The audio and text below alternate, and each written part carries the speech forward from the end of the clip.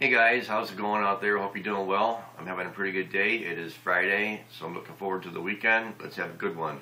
Let's get started. I've done a lot of homework here. I've got a lot of links underneath. I would like you to check them all out.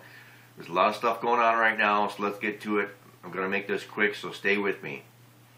The first thing that I want to talk about is Chrysler. I don't know how many of you heard, but they are closing the Jeep Chrysler plants in Ohio, and they are moving all that production over to China. They are expected to start production in China in mid-2014, and with the Jeep line, pretty much over a period of time, the entire Jeep line is going to be built in China. And like I said, they're going to try and get it started in mid-2014, and they want to get up to 500,000 cars or Jeeps produced per year. And they say the reason for the move is that it's cheaper to make them in China than it is here in the United States. And again, here we go, just another big blast to the middle class people here in the United States. I feel for those people who are in Ohio, because the Jeep is mainly made in the state of Ohio. So all that work is going over to China, and those American jobs will be lost.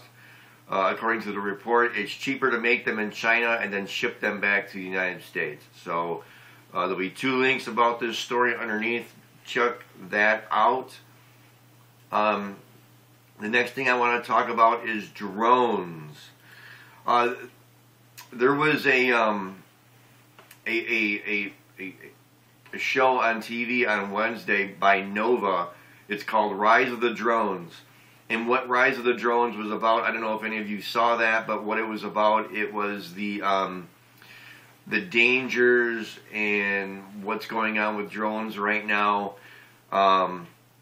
It was really intense. I saw some of the Cliff Notes versions of it, and the ethics behind drones, what they're used for, and basically, what people say in the news and this and that is that drones are good, drones are for your safety. But Nova's approach about it was that drones are not for your safety, and they are for warfare, they are for attacking your civil liberties. And it was a great show. Like I said, I didn't see it, but I saw Cliff Notes of it, and I thought it was really intense.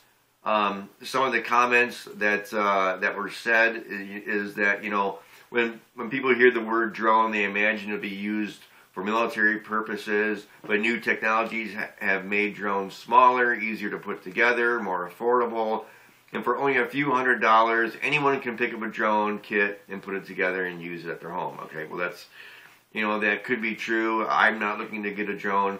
Another article here is Rise of the Drones on the PBS channel, focuses on the moral and ethical questions of remotely piloted aircraft drones. Nova explores the normality use of drones, and experts say that this is only going to expand.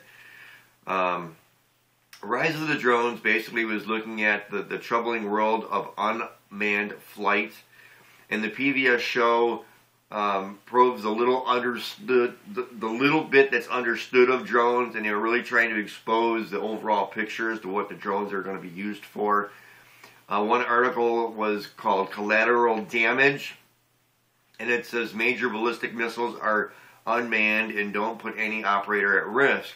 We did some of the most destruction from the air with ballistics without a man being at risk. That doesn't mean that they are operated without great responsibility if they were operated by the good guys. Okay, but you got to question, who are the good guys? Okay, just because the United States have these drones and other countries have these drones, are they quote unquote the good guys? I have my reservations about that. And going on with this, here's another link that I found about the Nova story and drones. It says video game partnerships. The military is in some ways starting to free ride off of the video game industry. where it is used to be the opposite. And basically what's going on is that the military is now using the technology that we find in today's modern games, whereas using these drones is just like playing a game. And what's kind of bothersome about that is that you can have a military person who's conducting one of these drones, and then he, you know, shoots up an area, kills some innocent people while trying to kill some so-called terrorists. And then, you know, on lunch break, he goes to Taco Bell and, you know, gets some lunch. He comes back, then he goes and kills some more people. But see, my point is that are these military people really realizing what it is that they're doing? Because they're not on the front lines. They don't see the killing. They don't see the blood. They don't see the pain and everything that's going on. It's more like playing a video game. So when they clock out at the end of the day and go home, have they really realized what they've done today, what they've done at their job today, how many people that they've killed, how many innocent people that they've killed? It was a great story on Nova, and if you caught it, that's great. There's some links underneath. You can check that out as well. Now, moving on to this, it kind of fits right in with the drones. It says the Obama civil military litmus test for military leadership, who will fire on the American people. And, you know, Obama's kind of sorting through to figure out who will, who won't. It doesn't surprise me that that he's doing this, because, as we all know, the American Army has fired upon its own citizens, basically, in this country before, and I'll have a link underneath when I get to that point. Moving on, Arkansas Senate to vote on a bill that will allow guns in church. Looks like they're trying to eliminate some gun-free zones, which I'm in favor of that. They're going to allow concealed carry in churches in Arkansas, so let's see if that goes through, and maybe some other states will follow suit on that. Again, with the gun push, here's an article, Obama smells blood in the gun push. As we know, he is pushing harder and harder, and so is you know, a lot of other people who are involved in that. You know, it's just going crazy. Democrats introduce more legislation on and expand the assault weapons ban. It seems as though that Senator Dianne Feinstein will again be pushing for the assault rifle ban, but she's even come up with new and more legislation that she wants to add to what's already been brought forth, which I think is even crazy still. It's just not good, and as you know, my stance on the Constitution, I am a constitutionalist, and I stand for it, and I do not stand for these assault weapon bans or any bans of any kind. Moving forward, there was a poll on Fox News that says, is it time to make constitutional changes to gun rights and the Constitution? And if you take the poll and you eventually get to the results, 96% say that no, it's not guns that are the problem. 96%. It was an amazing poll that I took, and I checked out the results. It was astonishing. Very astonishing. Now here's some great news for the state of Michigan. Michigan gun regulation, pistol license disclosure bill passes the Senate committee. This was brought into law in the state of Michigan, and basically what it is any firearms, ammunitions, or accessories that are manufactured and sold in Michigan will not be subject to any federal regulations under the Senate Bill 63, which has passed here in the state of Michigan. I want to applaud the state of Michigan for joining several other states who are against these new gun regulations, and it is very clear to me that there is a divide going through this country right now, and a lot of these states are drawing their line in the sand. Now, I am not Democrat, I am not Republican, as you all folks know, or if you don't know, you'd know now, that I don't stand with either of those parties. But what I do stand with this new law. It is a fantastic law. Michigan is standing up and saying, no, you will not take our guns. You will not take our ammunition. You will not take any accessories. The other thing this law does is that it opens the door for new companies to come here to Michigan and start manufacturing their products here in Michigan. I think that is a great idea. I want to applaud the Michigan legislation for doing this. Like I said, there are several other states that have done this.